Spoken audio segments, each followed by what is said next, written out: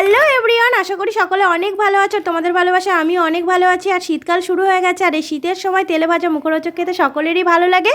তো আমি সেরকমই একটা রেসিপি তোমাদের সাথে আজকে শেয়ার করব। এই রেসিপিটা, এই তেলে ভাজাটা তোমরা সন্ধ্যাবেলায় স্ন্যাক্স হিসাবে আবার দুপুরবেলায় গরম ভাতের সাথেও খেতে পারো। তো চলো আজকের রেসিপিটা দেখে নেওয়া যাক।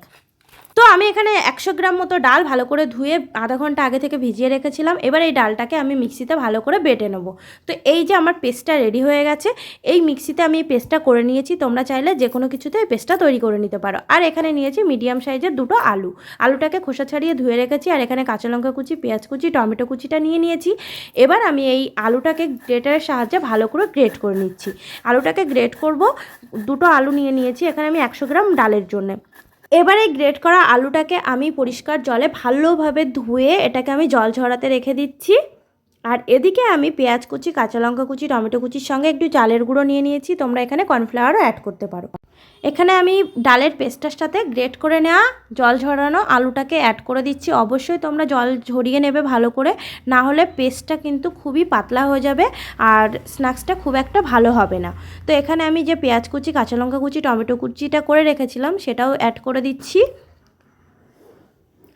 আর এই রেসিপিটা খুবই সিম্পলভাবে বানানো যায়, খুবই সিম্পল, মানে তোমাদের বাড়িতে ট্রাই করতে কোনো অসুবিধাই হবে না। আর তোমাদের খেতেও কিন্তু অসাধারণ লাগবে, একবার ট্রাই করে দেখতে পারো। আর এখানে দিয়ে দিচ্ছি স্বাদ মতো লবণ, আর দিয়ে দিচ্ছি হলুদ গুঁড়ো। এখানে আমি আর কোনো গুঁড়ো মশলা ইউজ করব না, যেহেতু আমি এটা একটা সন্ধ্যাবেলা স্ন্যাক্স করছি, তো সেরকম একটা সিম্পলি স্ন্যাক্স করতে চাইছি। তো সেজন্য আমি এখানে আর কোনো মশলা ইউজ করছি না। আর এখানে দিয়ে দিচ্ছি আমি একটু চালের গুঁড়ো, তোমরা চাইলে কর্নফ্লাওয়ার দিতে পারো। তো আমি এখানে এটা দিয়ে ভালো করে এবার মেখে নিচ্ছি। আর আজকের রেসিপিটা যেরকম একটা সিম্পল দেখছো, খেতে কিন্তু খুব অসাধারণ হয়। তো তোমরা একবার বাড়িতে বানিয়ে ট্রাই করতে পারো, আশা করছি ভালো লাগবে। আর যারা বাড়িতে বানাবে তারা কমেন্ট করে জানাতে ভুলো না যে কেমন হয়েছে খেতে। তো দেখো এইভাবে আমি এই পেস্টটাকে মেখে নিচ্ছি ভালো করে। এবার গ্যাস ওভেনের ফ্লেমটাকে মিডিয়াম করে কড়াইটা গরম করে আমি কড়াইতে দিয়ে দিচ্ছি সর্ষের তেল দিয়ে দিচ্ছি।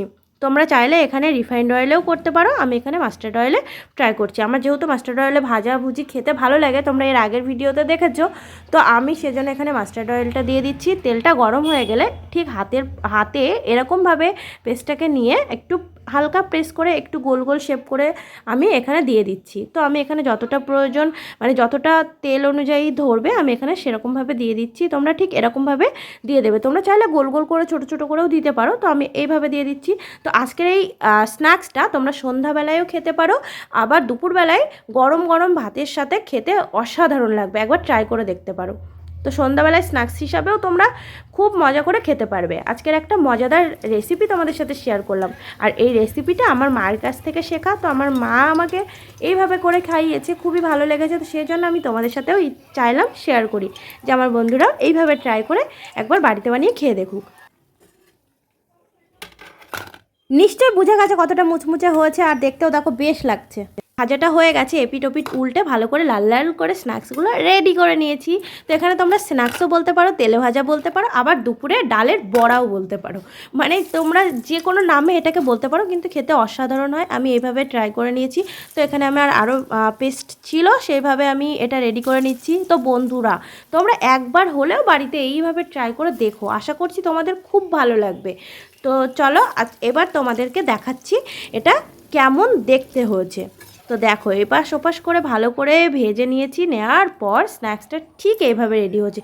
সন্ধ্যাবেলায় খুব কম সময়ের মধ্যে এই স্ন্যাক্সটা রেডি করা হয়। আর বাড়িতে কেউ আসলেও খাওয়ালে তোমার কাছে রেসিপিটা অবশ্যই জিজ্ঞাসা করবে যে এটা কিভাবে বানিয়েছো।